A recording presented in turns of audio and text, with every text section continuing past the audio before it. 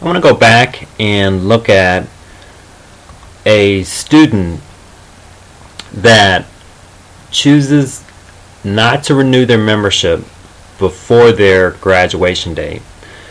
So as an example, this student, they became inactive and their record changed to a pass when they didn't renew their membership upon their graduation date in August 31st, 2005. So when that date passed, this student, they didn't renew their membership, and so because they didn't renew their membership and they expired, they turned to a student pass.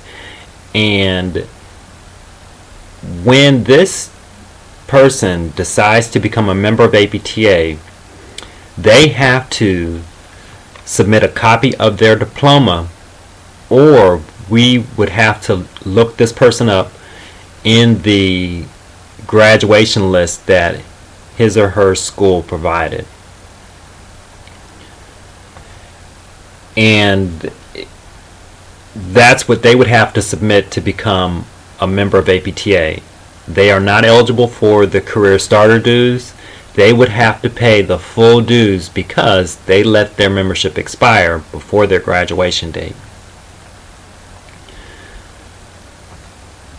So another category that we have for a PT or a PTA full is someone who has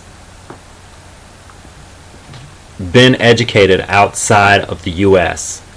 If a person has graduated outside of the U.S., what they have to do is they have to present to us, or we would have to verify their educational status by, we can do it two ways. One, if they have a copy of their credentials evaluation, or if they have a copy of their license in which the state they've been licensed in. That's one way that they can verify it if they were going to submit their membership hard copy and mail it or fax it to us. But if they were calling us and they joined online and we had a hold on their record in IMIS, we had a hold on their record, then what we could do is we can look up, and where you would see the hold is right in this area. You would see a hold and you would see a note stating that we need to verify their membership with their educational status with a diploma. Or what we can do, if they stated that they were educated outside of the US, we could go to the state licensing board in which they were licensed in and look up and verify their license. So we could go out to this website, and if we click on licensing authorities, and then if we scroll down to the state in which the person is licensed in, so if we click on Californians, let's say for example Californians licensing verification, and we did a search. So let's just take a search of a name.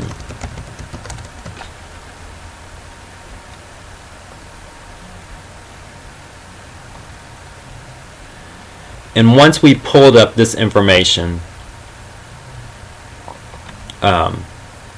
we could either print this out and print out the person's profile and submit it in the adjustments folder so that their membership can be activated, because we have their money. At this point we would have their money, but we would have it on hold to verify that they are a physical therapist. And this is for only foreign trained physical therapists. So, or we can do a screenshot of this web page or copy this link and send it in an email to the member relations unit manager. We can send it to him or her, let them, along with a note stating that this person's membership is on hold for education verification, and then their record should be updated within 24 to 48 business hours. Now, we only do this for foreign trained physical therapists because they have to have their education evaluated in order for them to sit for the U.S. exam in which the state they're going to be licensed in. So they have to go to an agency that evaluates their credentials, and once their credentials is evaluated, stating that their education is equivalent to someone who has been educated within the U.S., then that licensing agency allows them to sit for the exam. So that's the reason why we allow physical therapists and physical therapist assistants, but normally it pertains to physical therapists, to submit a copy of their license, or we can verify their license on the licensing agencies,